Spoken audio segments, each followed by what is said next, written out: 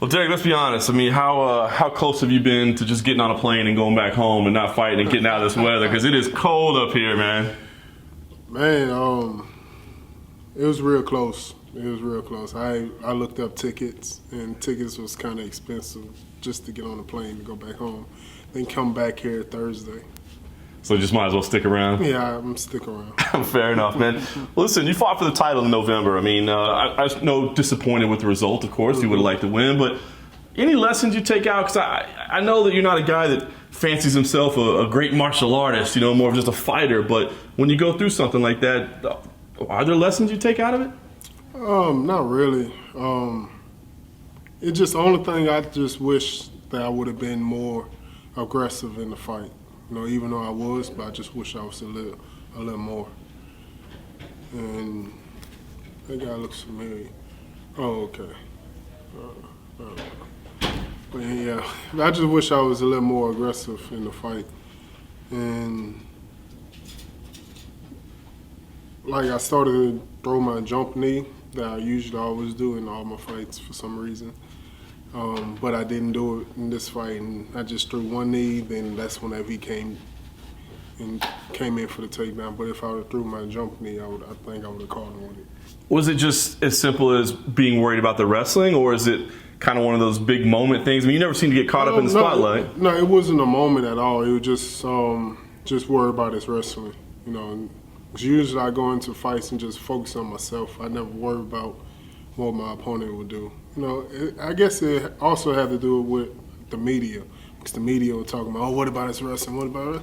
I'm like, I'm not worried about his wrestling. Then y'all kept just drilling in my head, what about his wrestling? He's an All-American wrestler, USA champion or whatever. And so I'm like, okay, maybe his wrestling is that good or what. So I'm look out for it. But if I wasn't listening to y'all ass, I would have been all right. Big lesson there, right? Don't listen to us idiot journalists. Media, yeah. Why would I be listening to media anyway? I should not be listening, because 95% of them, I'm not talking about you, haven't did no kind of sport activity at all. You know, you really look at them and tell they haven't did no sport. But I'm not talking. In fairness, it's been a while since I've done a sporting activity, but but I'm trying. I'm trying, man.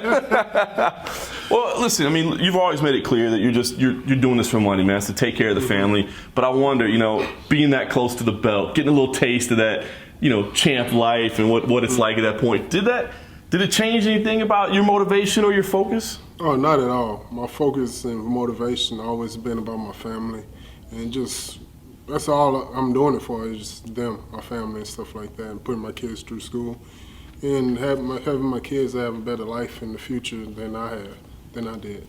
That belt comes with some money attached to it, though, right? But I'm making pretty good money now with the new deal, especially, and so I'm happy, I'm comfortable, and I just know that I got to keep winning to make the company happy too. Very cool. In the meantime, you did some acting. I saw a little bit of some Hollywood work. I mean, is this you gonna be a movie star soon? Put this fighting thing aside.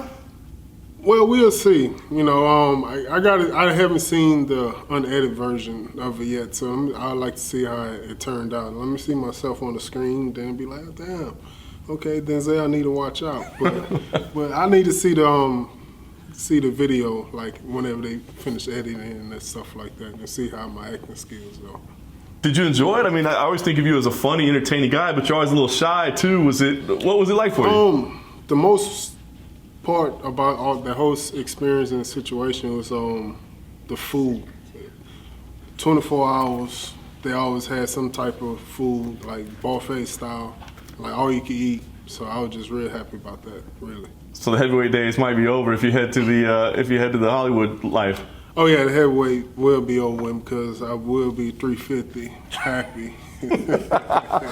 Well, here you are. I mean, 4 months later, right? I mean, I wonder, you know, because you've always talked about taking time off, and you know, I mean, after you got to that level, I wonder, especially doing the acting. But here you are, back 4 months later. What did the UFC say to get you out? I mean, were you itching to get back? Did they come to the offer? How did it come together? The crazy thing about this is that soon DC fight was over. 2 weeks later, they offered me to fight Stipe. And I'm like, and they wanted me to fight Stipe in January, and I just finished fighting in December. And I said, nah, I wanted some time off, you know, at least let me get a full training camp in from Stipe. Then they came around and offered me Kane. And I'm like, nah, I told you I wanted some time off. Then I told my manager, we could go ahead and renegotiate the contract. Because since they're not giving me time, want to give me time off. And so they came back with Dos Santos. Then I said, okay, yeah, I'll fight him. But they were saying that it was going to be in March. I said, oh, yeah, that's even better. So was it the offer that you couldn't refuse with the money they came with, or were you excited? Yeah, the money was good. You know, I had just said that number. My manager said, you sure? I'm sure we'd probably get more. I'm like, nah, ain't no way we could get more. But I went with that number, and they said, okay, yeah. So they came to you with all these names, but you wanted the time. When they came to you with Junior, did that appeal to you? Did that matchup appeal to you? I mean, stylistically, it does seem like a fight that could be kind of fun for you. Yeah, it could be real fun for anyone, really for the fans. You know, you never know, because I thought it would be real fun too with the Francis fight, and you know how that turned out, and that was just a nightmare. And but hopefully this fight here will be more entertaining. But he also is like a counter striker, so you never know. You think you'd ever fight Francis again, or are you guys just a bad combination? Yes, I would like to fight him again. Or fight him for the first time, I should say. If he gets to the title, then yes, I'll fight him again. I would love to fight him again if he grab the title shot. You feel like you need to, or just because he'd have the title? I mean, do you kind of want to like right that wrong, so to speak? I have to right the wrong. You know, I can't retire without fighting Francis again. That's one of the things. Yeah, I can't retire without fighting him again. At least getting a good shot on the guy. God damn, man, I wish I got a good shot on him. But yeah. So we'll see how everything goes. See how the end of the year, this year plays out. You never know how fights are going to turn out, but prepping for a fight like JDS, I mean, is this at least fun? Because I got to think, you know, if you were getting ready for Kane, I'm sure you'd have to be wrestling nonstop. And not that JDS can't wrestle, but I mean, I would think that you're probably anticipating more of a stand-up fight, right? So is it more fun actually getting ready for it? Not at all. None of the fights is fun preparing for anything, because I'd rather sit my ass at home just playing video games, something like that, instead of in the gym training. But it is what it is. We'll see how everything goes. I'm feeling real good, though. Comfortable, loose. I haven't been feeling like this in a while. Really? What do you attribute that to? I guess I attribute a lot to my new contract. Yeah, that way. Feel like the company's behind you and they love you a little bit, or is it just those money? It doesn't matter if they like you or not. Yeah, it don't matter if they like me or not. I'm real happy with my contract. You know, I wish I could say more about it, but even though some numbers gonna pop up after the fight, it still won't do it no justice. So I'm just real happy about it. Yeah. Very cool.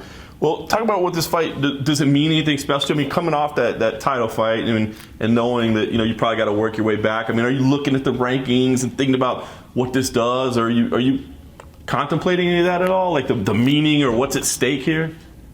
No, not at all. I'm not worried about what this fight could do. I'm just happy with just to be fighting, really, and just being able to provide for my family. So I don't care who I'm fighting or where. I'm just happy. Yeah. You said you came in lighter this week. Was that on purpose, or I mean, was it like something you've been working toward, or just kind of the way things worked out? It's a 5-round fight, so I wanted to instead of waiting last minute to cut down to 265. Usually I'm like 290 on that Thursday, the day before weigh-ins. Then I cut all the way down to 265. Then I cut in the morning to 265 as well. So what do you think on fight night? Knowing that you feel loose, knowing that you feel happy, you know, this new contract is making you feel relaxed. Do you think that'll translate to fight night? Do you think you feel differently going in there? Like, does this contract mean that much that changes even the way the feeling of stepping in there feels? Oh, not at all, because my kids acting like I'm rich anyway, so they always want to buy this and buy that and want to go here and go there. So I'm really doing it for them. You know, I just want to make sure they're happy and my wife is happy. And, you know, and especially all my family members coming out the woodwork saying everybody not able and this and that. They need this and they need that. Oh, they behind on these bills. They need help. You know, so, of course, I got to keep going for my family. Yeah. Very nice. The familia. Well, I know you can't count your chickens before they hatch, so to speak. I mean, you and Francis looked like it was going to be an amazing fight. It didn't pan out. But what do you think when you play this out in your head? I mean, is this just going to be two guys throwing down until somebody falls? I'm keep seeing like that he's going to be kicking my ass the whole fight, you know, and I'm picturing the number keep popping in my head. In the 5th round, 4 minutes and 57 seconds left in the fight, and I just starch his ass. And he just twitching on the ground. That's what I see, man. So you got to survive. And I get up like I just been beating his ass the whole fight, and they'll be like, yeah, it was easy.